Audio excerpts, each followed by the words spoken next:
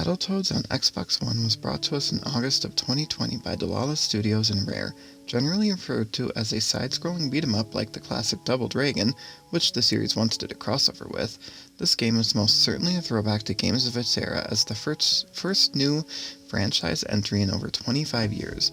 More specifically, the original game was a direct competitor to the Teenage Mutant Ninja Turtles games when it came out in the early 90s.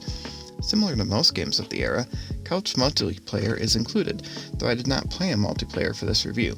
I played this game on the Xbox One X using Turtle Beach Stealth 600 headphones and a 27-inch 4K monitor. In addition to the standard beat-em-up gameplay, there are various mini-games strewn throughout Battletoads, and even entire stages with other types of gameplay. None of the mini-games are overly long and complex, though the same cannot be said about the alternate gameplay mode levels, but more on that later.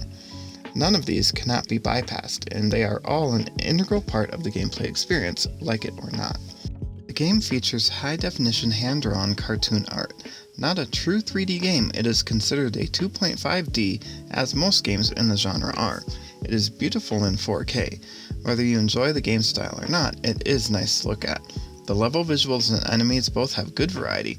For the levels, this is important to keep the game interesting. For the enemies, so you can easily see what you are up against at a glance. The soundtrack is rock and roll.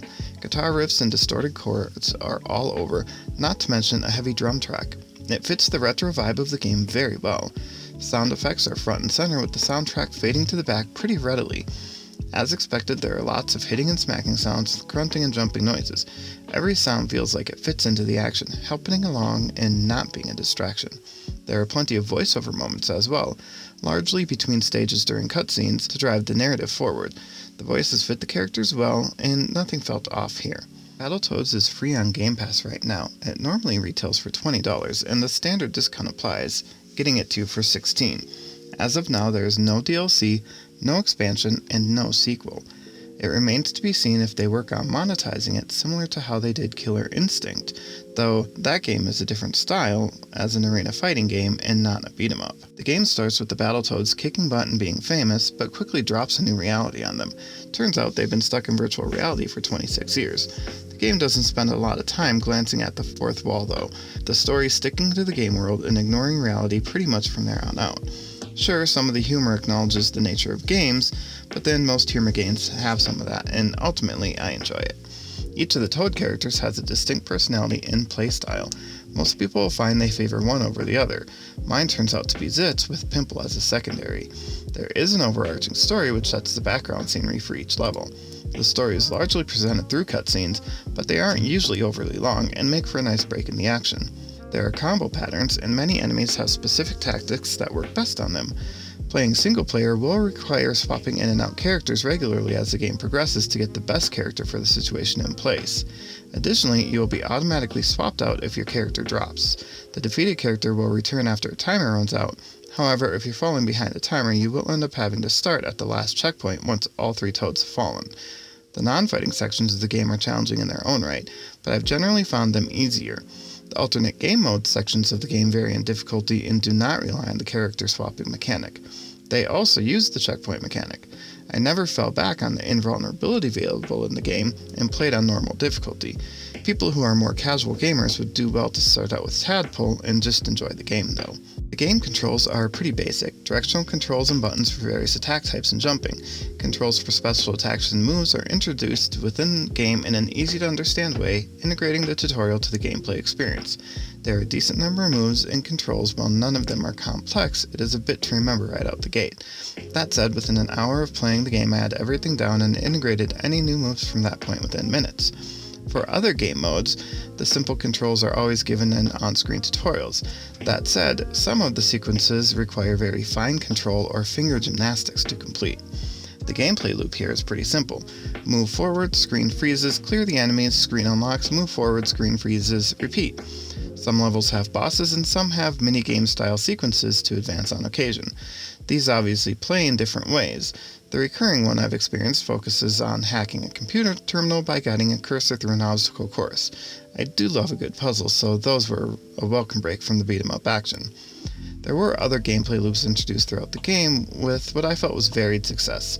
The basic theme seemed to be reliving arcade games from the mid-80s, which is a little before Battletoads' time, so there's that. In each case, the loop consisted of getting through increasingly difficult sections of the game with progress saved via checkpoints. There are some collectibles which could encourage people to replay.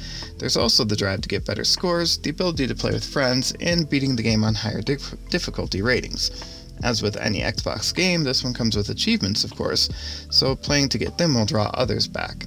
Speaking of achievements, this game was part of a Gamepass monthly quest in September. The requirement was to get 2 achievements, so achievement hunter completionists would obviously get drafted with a new game to complete when completing the quest. It didn't take me long. I was done partway through the first level, so no more than 15 minutes, most of which was me taking my time to experience the game and watch cutscenes. If you're enjoying my review style, make sure to hit the thumbs up button so YouTube keeps bringing you more of them. If you aren't, please drop me a note on why so I can get better. My first dislike is the many different gameplay types. While it may seem these are a nice variety and break from the beat-em-up play, in my opinion, they went on too long. Far too long. These were fine to have in, and there was some story around them, with lots of fourth wall breaking, but ultimately they all lasted about 25% longer than they should have.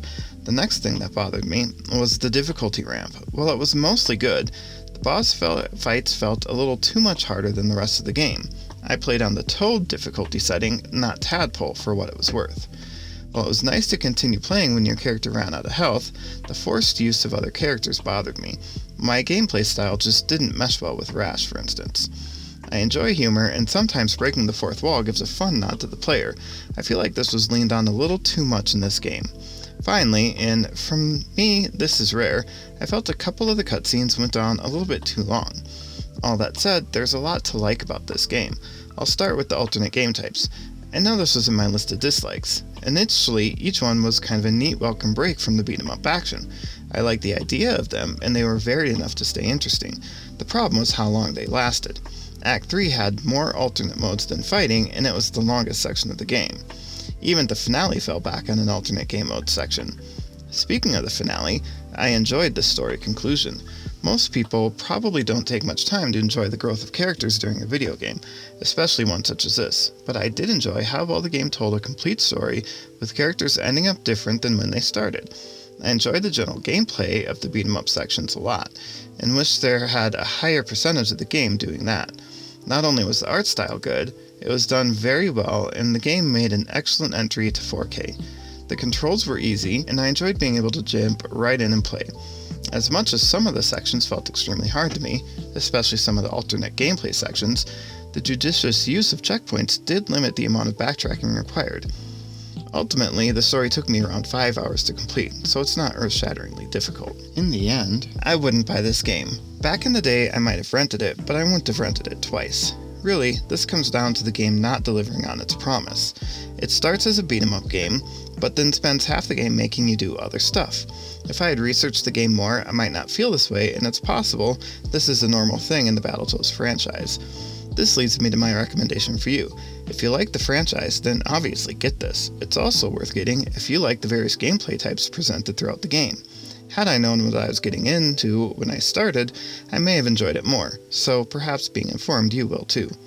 I've got a slew of reviews coming this week, including Carrion, Neon Abyss, Elder Scrolls, and Shadow Warrior 2, not necessarily in that order. Be sure to subscribe if you want to catch them all as they drop.